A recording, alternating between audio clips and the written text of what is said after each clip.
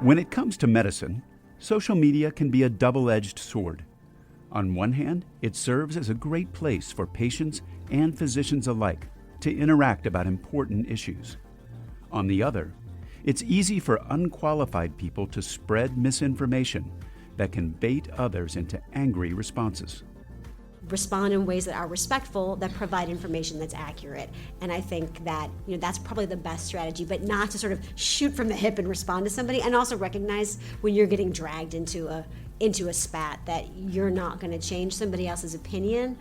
You don't want them to sort of muddy your reputation by letting you kind of get to your worst self. That's Jean M. Farnan, MD, MHPE. In part 2 of this episode of Moving Medicine, a podcast from the American Medical Association, Dr. Farnan is joined by Michael Metzner, MD, to discuss topics such as online doctor ratings, anti-vaccine attacks on social media, celebrity doctors, and more.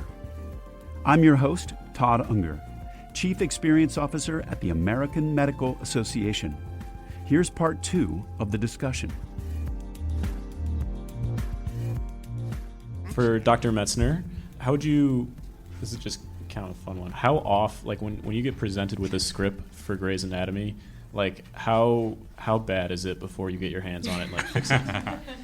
So it depends on what part of the equation I get involved. So a lot of times our medical team, we're Dr. No. It's hilarious. Sometimes you'll just get a writer who's like, oh, they did a head transplant and it just was amazing and they can walk and all this stuff. And we're like, no, that's not actually, that didn't happen. That was an article that's just fabricated. So it really depends. Most of the time, I'm actually in the writer's room, or we have a doctor who's in the writer's room. And as we develop these character stories, we're there to kind of tailor specific medicine that we want to tell, that we want to parallel the story that we're trying to tell. For instance, I had a writer who came to me and said, okay, Michael, the theme of this episode is unhinged. Go. And I'm like, okay. A wandering spleen, because it's unhinged from the abdominal wall and it can just kind of go everywhere. And they're like, okay, we need to make it more dramatic. So I was like, okay, well, it happens more in pregnancy. Perfect. Okay, let's make it even more. I said, okay, well, one of the complications from wandering spleen is you can get splenic torsion. Okay, can we kill the mom and save the baby? All right, so you have splenic torsion, which then detorses, weakens the arterial wall, and then you have a rupture, a splenic rupture. And that's the point where we create that. and that actually was just this past season. And it was actually based on a case that I had done in San Antonio. This specific case was actually on a child, but that's kind of the process. Now, a lot of times I'll get a script, and of course, none of these writers are doctors. So they'll go, Teddy Medicals, as they have this conversation about who's dating who. And so it's my job to figure out, okay, what could they be medicaling that actually medically makes sense while they're having all these in-depth dramatic conversations. So it depends on the writer too. Some writers are like, I want it to be 100% accurate. Others, I give my advice and they're like, well, that's not what we want to go for. But actually, Grey's Anatomy does a great job. I've worked on other shows. It's not as accurate, and they don't really care about what a consultant has to say. So we try our best. Also in this digital age, where everyone's their own doctor on Google, everyone's their own MD, people can easily find ratings on individual doctors' practices or individual doctors. How do you separate? What do you do with that? There's been several different class action lawsuits that are against several of these different sort of health grades and other agencies, because it really is, very much, once something's out there, it's sort of out there. And I think it's really important to be proactive about knowing what's out there about you.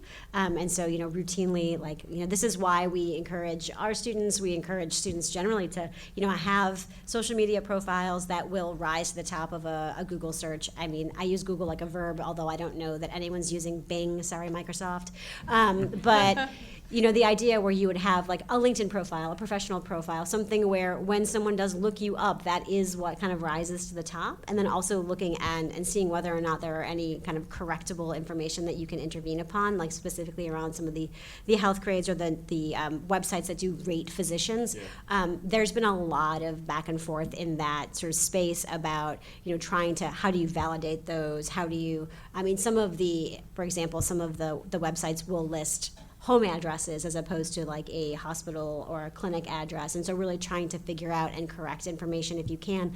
A lot of it is, it's just like Yelp, right? You can't, some of these businesses can't control, one reviewer puts something on there and they're trying to, drum up other positive reviews to kind of dilute that out, people have done. But I also think that there are some litigation that are active right now about, individual physicians who've gone after these because they can't, none of it's identifiable, right? You're not going to go back and like trace somebody's IP address to make sure that this is a patient that you've actually treated. So I think it's a very interesting space because I do think that there is very much a consumer side of medicine that we need to be aware of, but I also think it's a matter of protecting your identity and what's out there.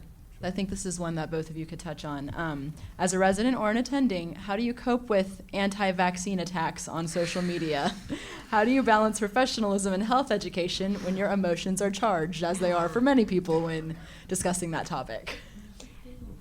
So I think number one is to exhale before you put anything out there. I have a shirt that I wear that says vaccines cause adults, and people always stop and kind of read it several times. But I think it's really interesting. There are a lot of very active folks specifically on Twitter that are very much trying to kind of rage against the anti-vax community. I do think, many of you all probably have some sort of social media presence. Sometimes fighting with a troll is going to get you nowhere. And so I think you have to be very thoughtful about, how you engage. And again, recognizing that your response as however passionately you feel about that, obviously all of us in the room who are physicians, we feel very strongly about vaccination and its safety and trying to debunk a lot of what's out in the media that has been perpetuated by celebrity and by misinformation. But I do think that, before, you always kind of pause before posting anything because I do think that you want to make sure that the way you are representing yourself is a way that, you have to step back. We sort of think about like what I want, would I want my future program director to see my response to this individual? Would I want a patient to see how I've responded? So I think, approaching it like you would, for those of you who are students, any difficult patient encounter that you've been educated to deal with, and really just, again, respond in ways that are respectful, that provide information that's accurate. And I think that, that's probably the best strategy, but not to sort of shoot from the hip and respond to somebody, and also recognize when you're getting dragged into a spat that you're not going to change somebody else's opinion. You don't want them to sort of muddy your reputation by letting you kind of get to your worst self. This is actually a topic that I'm trying to work on for possible upcoming seasons. It is a topic that I think is really important, especially now when we have measles outbreaks and things that we really shouldn't be having in this country. Just to kind of reiterate what's already been said, I think the biggest thing is not to inflame your emotions. That's so easy for us to do. And just, we have to it kind of goes back to balance and taking that, just exhale and look at what the evidence supports.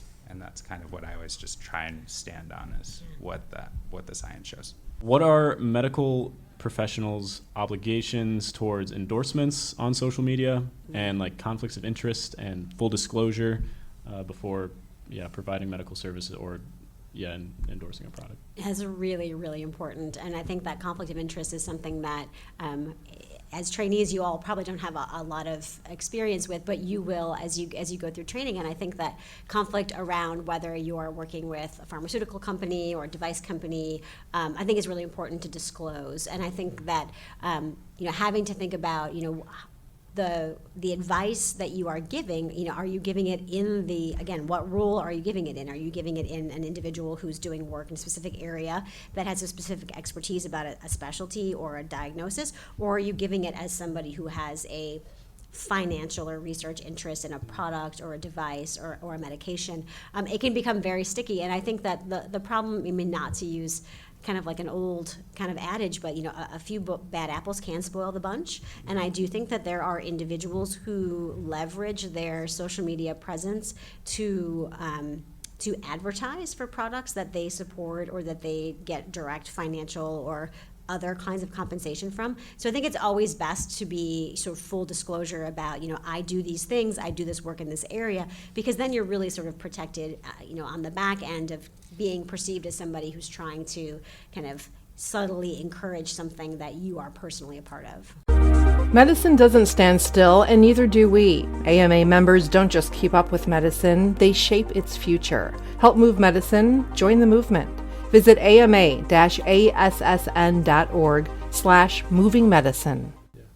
What are effective ways to counter misinformation? Is it worth engaging, or do we ignore? Does engaging draw more attention and further the sense that the medical profession is attacking? So again, I think this comes down to, with our job being storytellers, as long as you're rooted in scientific evidence, in my mind, and I can go to sleep at night and I know that we're trying to portray to the best of our ability of something that's scientifically validated, that's what's most important to me. We try to, we are a political show, but we won't get into that specifics. But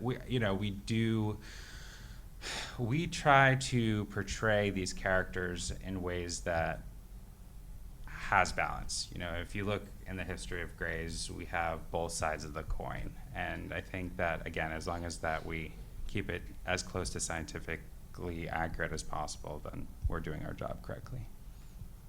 Yeah, I think Mike has really the right answer, is that you have to use evidence. And I guess it depends on what you are believing your expertise is in and what inaccuracy that you are correcting. Like if somebody is, and again, is it worth it, right? Are you going to get into some flame war with somebody who is not going to listen regardless of what you're saying? And also, how confident do you feel in your expertise around that specific area? Because I do think that if you post or reply as, like, I believe X, Y, and Z, and you're not necessarily sure of the evidence, then I think you open yourself up to attack. That being said, I think that if there is an issue and somebody is raising and you feel comfortable doing it in a way that doesn't sort of fan the flames of something, then I think students should feel open to say, actually, this is what's happened in my experience. Now, as students, your experience is potentially more limited, but I do think there's a pretty robust community that's present, at least on Twitter and other places, that will be, I think, supportive of folks who kind of start that conversation. Thanks. Dr. Metzner, what are your thoughts on other celebrity doctors and the impact that they have on public health? Something like Dr. Oz. Oh, man. So this is, this has been, within the medical community, this has actually been a pretty large issue. I know that Dr. Oz has come under a lot of flack as being a good example where, now, truthfully, being in Hollywood and seeing how these things actually come about, I'll tell you right now, Dr. Oz doesn't make those decisions. Yes, he is the personality, and it is his name, but he has people behind him who are executive producers and producers who actually make the decisions, and networks. And at the end of the day, they want viewers. And it kind of comes back to the idea that's kind of the issue with, medicine on these media platforms that have such an impact, where they will have some pyramid scheme kind of company come and say, oh, this is going to cure your Alzheimer's and buy this product. And true, Dr. Oz has to agree to have his name be portrayed, and I think that that's kind of come back and within the medical community has not been really taken very well.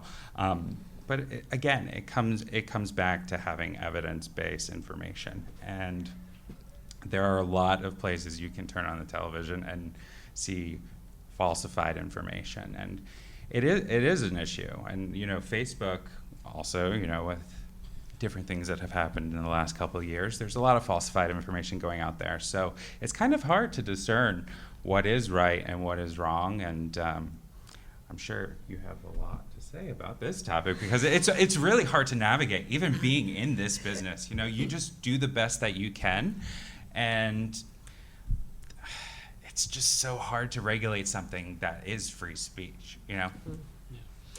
Yeah, I mean, and definitely not my area of expertise. I will keep my personal views about Dr. Oz completely quiet. But, I do think one very interesting thing that medical television and medical celebrity has really impacted, and this would be more acutely affecting those of you in the audience who are students and residents, is the public's view of training and what their perception is of what it's like to become a physician. And when you think about, shows like The Resident, and House, House is great, right? It's fun TV, but that's not how any of it works. It's sort of like that commercial where it's like, none of this works. That's not how it works. And so I think that the general public really gets a very skewed idea of what training in medicine really is like. And so I think there is definitely that part of it where I think the general community, the lay public who has very little connection to medicine or medical training, really gets a very skewed understanding of what it's like to be a resident, or even your non-medical normal friends who aren't medical students. That's true though, right? Like there's normal people, and then there's all of us, there's a very skewed idea of what it is like to become a physician, and kind of what it is once you're there. So I think it's definitely very interesting. I mean, if you think back even pre all of your birth and mine included, right? Like Marcus Welby and Quincy and all of these other medical shows back then, which portrayed physicians much differently than they do now. And so I think it's been a very interesting evolution. Yeah, like my favorite is when you see on Grey's when The Resident comes in at 10 a.m. Like it's the sun's out, number one, and they're just strolling with their cup of coffee, and they're having this amazing conversation. I'm like, I want that. Or I always get this. Do residents really have that much sex? Like, with the nurses and all that stuff. And yeah, that is kind of the issue with these kind of shows. It does give this conceived notion, because again, if you're not in medicine, you're just taking that as fact. Right. Exactly. And yes, there are a lot of times, again, it's that balance between reality and how are you going to make a show that's made over $4 billion for a network? Absolutely. Home genetic testing kits like 23andMe, Ancestry.com, we've all seen all the commercials for it. Encourages everybody and their mother to go out and get their genetic testing done. They produce a disease risk profile for patients. So what's the best way to use these products or to counsel patients on how to use them? What is your experience with these? Well, if you watch the season, we actually had one of our characters do one of these, and then they find their mother who had the child and then actually dropped her off at a firehouse 5 days later, so she never knew who her family was. It's one of those things that personally, I've done it. I think it's an interesting piece of information, but I think the thing that physicians, and it's really our job, is to kind of counsel those patients of what that actually means, and it's not definitively 100%. Again, it's back to the facts. These are kind of looking at statistical values of how your genes relate to other people with those genes. Yeah, and I think that I have not a ton of experience in this area, but just, having read some of the literature, I think one thing that is, you have to remember at the end of the day that these are for-profit companies, right? And so, Ancestry.com, 23andMe are now advertising direct to you, so say you did your genetic profile and you find out that part of you is, Scottish. Randomly now you're going to get all kinds of stuff from their now travel arm that's going to say, go back and travel to Scotland and learn about your ancestry. And so, which is true, it's absolutely true. Ancestry is doing it, and so is 23andMe. And so it's clearly there is a for-profit angle and arm to these products. And I do think that people are very very protective and understanding of their own data and identity. And I don't think anyone really has any idea about what one's rights become once you sort of turn over your genetic material to a for-profit company, and who is that information. I mean, talking about Facebook earlier, and obviously the data breach and all kinds of issues around data. What happens, and will insurance companies have access to your materials where they find out that you have a genetic risk for inflammatory bowel disease or Huntington's or something, and will that impact your insurability? Who is going to have that information? Where does it live? And you think about any of you who've done research, I'm sure you've interacted with the IRB, and our IRB wants to know what password protected computer is all of your anonymous PHI going to be, locked up on. And, you're essentially giving a company your PHI to do with it what they will, and to sell it to potentially third parties who are now going to advertise and tell you that you should go to Scotland or whatever your part, whatever is. So I think it's just reading the fine print is really important, right? I sign off on iTunes all the time, I'm pretty sure, which is going to go away now, but I'm pretty sure I owe somebody a kidney at Apple at some point, because I'm not reading all that fine print, right?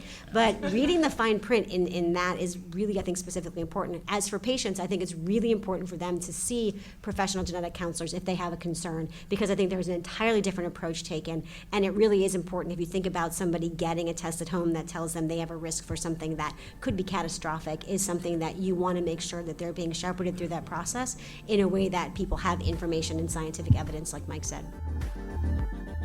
That was part 2 of our discussion on medicine's presence in entertainment and social media. I'm Todd Unger, and this is Moving Medicine, a podcast by the American Medical Association.